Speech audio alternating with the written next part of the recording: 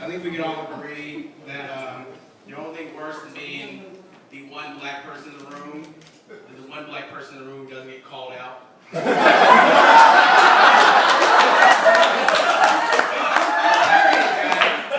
was sitting back there, I was like, I know I'm light skinned, but damn. Am I that racially ambiguous? I'm like the Tiger Woods in this room.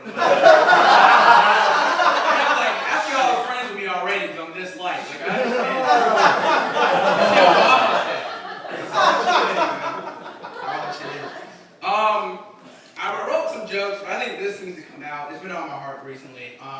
Grown-ass men need to stop putting on chapstick in public. Like, you don't even think about it until it happens. And the people who don't laugh, like, y'all haven't had it happen to you.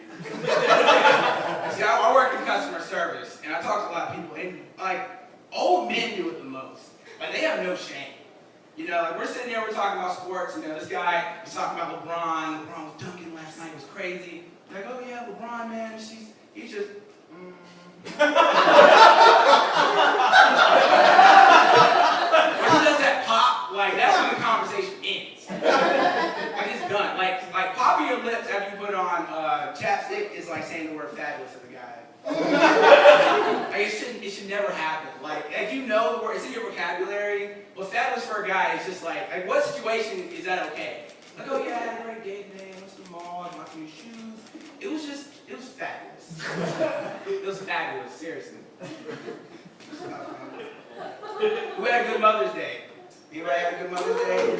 Everybody Facebook messaged their mom, call them at least, right? Everybody? Woo! Thank you. Good evenings.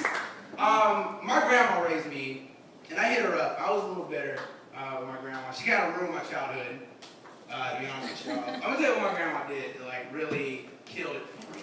My grandma used to do this thing where she'd walk from the bathroom to her room butt-ass naked every night at 8 o'clock.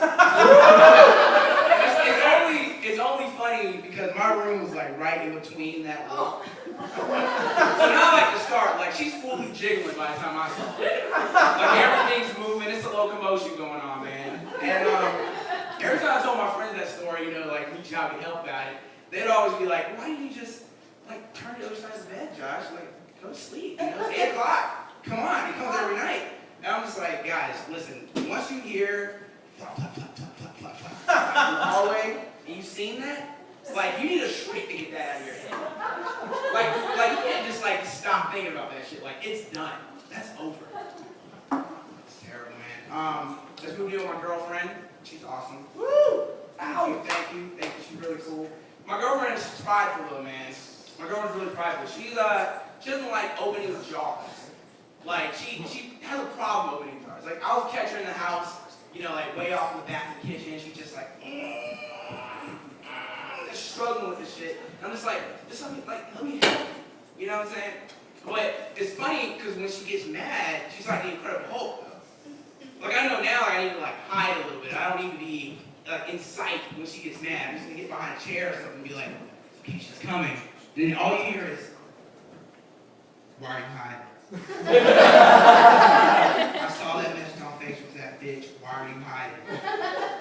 It's tough, man. It's tough living with somebody. She's killing my beating off time. And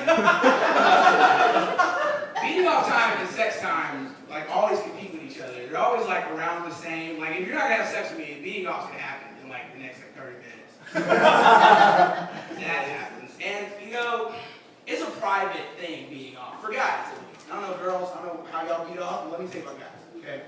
Like for me, my beat off spot, my girlfriend's jars, is in the kitchen, okay? It's secluded, we have 2 stories, you know? My house is small though, so she can get from the bedroom to the kitchen in like 2 seconds, okay? And there's nothing more awkward than catching somebody in this position. Like, you don't have like a comeback to that. Like, there's no way to explain that position, like, I was getting something. No, your dick's out. Come on. Come on, guy. It's crazy, man. It's crazy. Yeah, I'm from Winston-Salem, but I live in Asheville. And we can all agree that Asheville's like the gay brother of the South.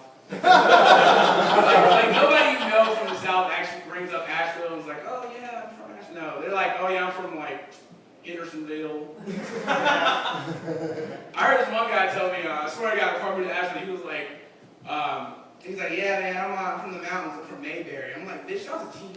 Who do you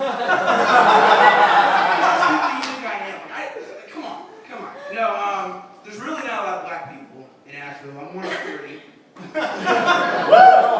Which is great. I always feel, as I tell my friends back home, like in Asheville, I feel like that one black crayon in the Crayola box. Like you're surrounded by a whole bunch of colors, you know, and like everybody's cool and everybody's accepting, but like there's nobody really like you. And you always like you see that gray crayon that's on the bottom shelf. You're all kind of like, you know, you pass you on the street and you're just like, oh hey man, but you don't talk.